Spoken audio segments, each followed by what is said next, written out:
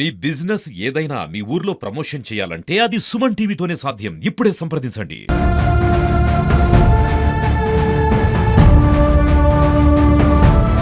నేనేం చేయమని చెప్పేది? బట్టలు ఎక్కడి?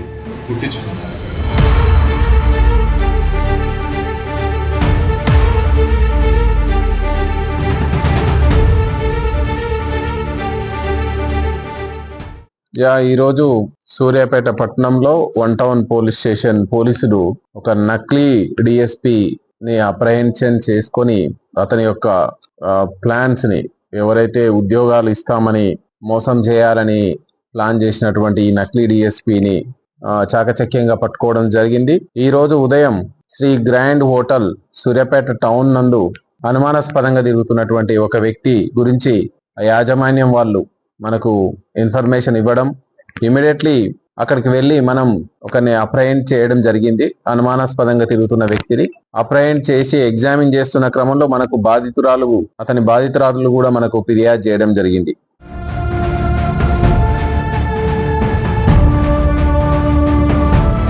నేనేం చేయమని చెప్పేది? బట్టలు ఎక్కడి?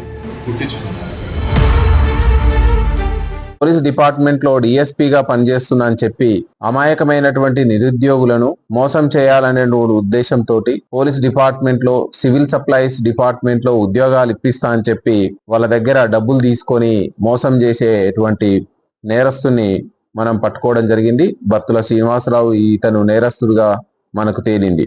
సో ఇతను పూర్తిగా ఎగ్జామిన్ చేస్తే 2024లో సెప్టెంబర్లో ఇతను గతంలో కూడా ఈ విధంగా ఒక 6 పోలీస్ స్టేషన్ల పరిధిలో నేరాలు చేసి జైలుకు వెళ్లి 2022లో ఇతను బెయిల్ పైన జైలు నుంచి బయటకు వచ్చిన తర్వాత 2024 సెప్టెంబర్ నెలలో కొంతమంది ఆటో డ్రైవర్ల ద్వారా, బార్బర్ షాపుల్లో పనిచేసే వాళ్ళ ద్వారా కొంతమందిని పరిచయం చేసుకుంటూ నేను డిఎస్పీని అని చెప్పి పోలీస్ డిపార్ట్మెంట్ లో ఉన్నత హోదాలో ఉన్నని చెప్పి అమాయకమైనటువంటి నిరుద్యోగులకు వల వేస్తూ సో వాళ్ళ దగ్గర డబ్బులు తీసుకునేటువంటి ఎంఓ తోటి ఉన్నటువంటి వ్యక్తి.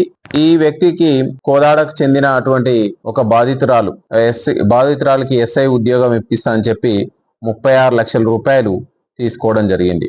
అదేవిధంగా ఏపీలో కూడా ఇతను వేర్వేరు ప్రాంతాల్లో ఒకరికి కానిస్టేబుల్ ఉద్యోగం ఇప్పిస్తాని, జూనియర్ అసిస్టెంట్ ఉద్యోగం ఇప్పిస్తాని వాళ్ళ దగ్గర కూడా డబ్బులు తీసుకున్నటువంటి సందర్భం. సో ఈ సందర్భంలో బాధితురాలు కూడా మనకు ఇమీడియట్లీ రావడం, ఫిర్యాదు చేయడం, ఇమీడియట్లీ ఇన్స్టాంట్ గా నేరస్తుని పట్టుకోవడం, అతన్ని పూర్తిగా ఎగ్జామిన్ చేస్తే అతని దగ్గర ఉన్నటువంటి ఈ నేరానికి లబ్ధి పొందినటువంటి 18 లక్షల రూపాయలని మనం రికవరీ చేయడం జరిగింది. అతని పొజిషన్ లో నుంచి ఇతను టెక్నాలజీని కూడా, ఎందుకంటే బాధితులను నమ్మేయడానికి వాకీ టాకీలని, నేమ్ ప్లేట్ ని, యూనిఫామ్ ని, పోలీస్ ఏవైతే నేను పోలీస్ అని నమ్మడానికి అవకాశం ఉన్నటువంటి అన్ని ఎక్విప్మెంట్స్, యూనిఫామ్, లాఠీ, బెల్ట్, ఇవన్నీ ఈవెన్ రిజిస్టర్ ఆల్సో సో ఇతను మెయింటైన్ చేస్తూ సో అందరిని అమాయక ప్రజలను మోసం చేసేవాడు.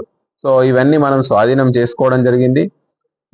ఫర్దర్గా ఇతన్ని ఇలాంటి యాక్టివిటీస్ కి మనం దూరం చేయాలి. ఇతనంటే కరెక్ట్ గా మనం న్యాయస్థానాల దృష్టికి తీసుకెళ్లి ఇతనికి జైలుకు పంపడానికి ఈ రోజు ముందుకు తీసుకెళ్తున్నాం. సో ఇందులో ఈ టాస్క్ లో రాఘవులు inspector, Suryapet town Saidulu SI and crime staff Vidyasagar, Krishna, Karunakar, Saidulu, Madhu and SDPO Suryapet వీళ్ళందరి ఆధ్వర్యంలో ఇమీడియట్లీ పట్టుకోవడం జరిగింది.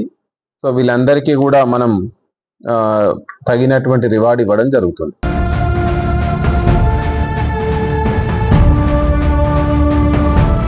నేనేం చేయమని చెప్పేది?